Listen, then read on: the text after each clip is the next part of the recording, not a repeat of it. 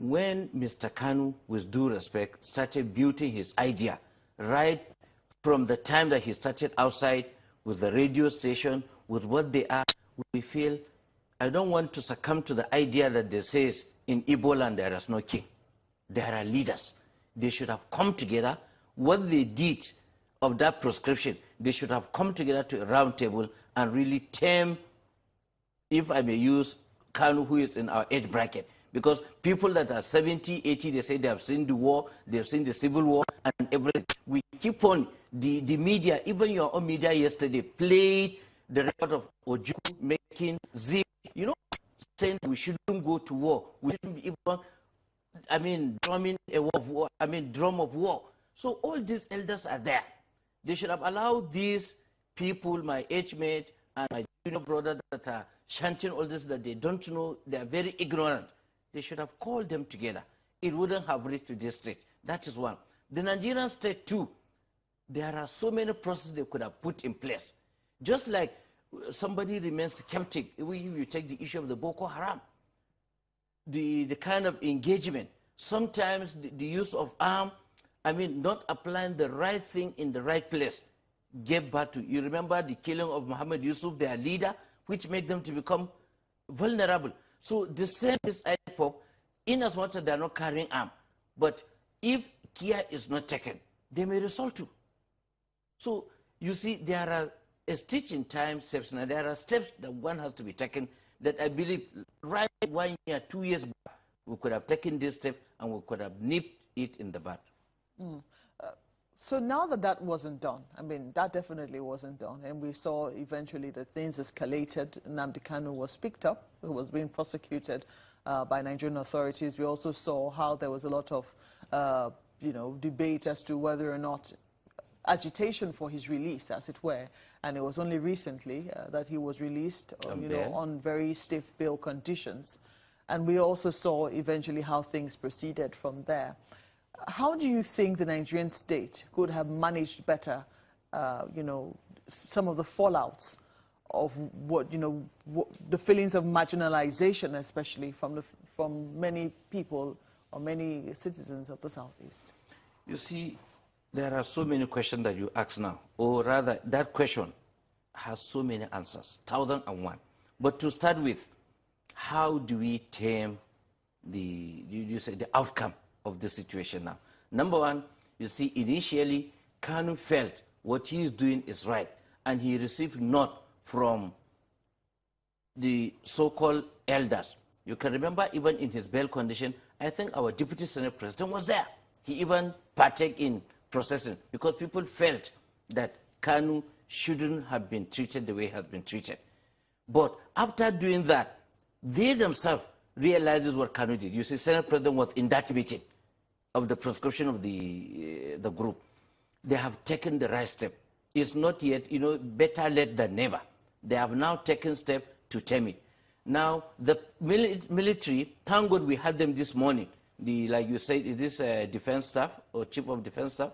No, we had the chief of army staff. Chief of army staff have said that they just make a mere proclamation, not a declaration, but a proclamation. Probably they're just trying to fly the kite or try to... That's what they said. But whatever. Depends on how you look at it. Because some people said what they did was a declaration. The issue now is damage control. How do we manage the situation? Like we said, it has escalated. It's about getting out of hand, but not completely. So whatever step, sometimes you make a statement. I would regard the statement by the military as trying to manage, a kind of a damage that has already been done. But you see, two wrongs do not make a right. Everybody knows about that. What we are saying now, the leaders have now waken up. They have raised up to their responsibility. That meeting for the proscription is again another step that they deserve to be torn up. Then the process now that is being taken, the meeting, the consultation, and I think we are now getting it. But this kind of fire brigade approach at the 11th hour, I really don't like it. We have all the time. Now, when we come to all this pillar of marginalization, you see, if you are talking, I don't want to be sentimental anyway, but when you take the history, the Yoruba as a race, they feel they have been marginalized too. How many states was the Southwest? When the whole South is South together, they have only 2 states. How many senators now? How many states now? And yet, those people that started from 2 states are now saying they are now 5 states. They still feel they should be equated in the geopolitical reason. Somebody I regarded that one to be his own view, but I have to quote him for the purpose of clarity. The whole of the Southeast, it's not up to Oyo State. The issue is, if they can feel that they are marginalized, the Yoruba too as a nation have to feel that they have been marginalized. Again, when you take the marginalization in terms of leadership, if the Igbo as a group, they will say they were denied being on the corridors of power. Right from 1960, independent today, a Hausa man has never ruled this country. Yaradua, Buhari, they are all Fulanis. So can they also say they are marginalized? You see, when we are talking, and I want really our listeners to really tune into this, marginalization is a relative term. It's a relative term. So depending on what you are saying, marginalization. But like I say, this country will have done better.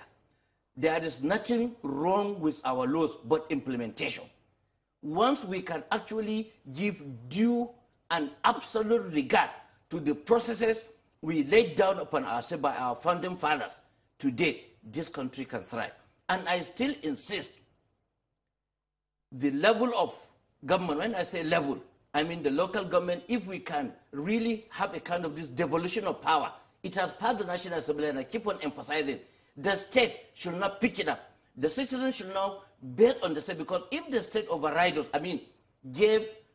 despite the fact that it didn't sell in the National Assembly, devolution of power, but local government autonomy, both financially and administrative, has passed. If they can consolidate that gain, and then we have the devolution of power from the central to state, I think this country will find its proper place. If FIRS, from January to June, will generate about 800 billion. There are so many ways you can do to pay taxes.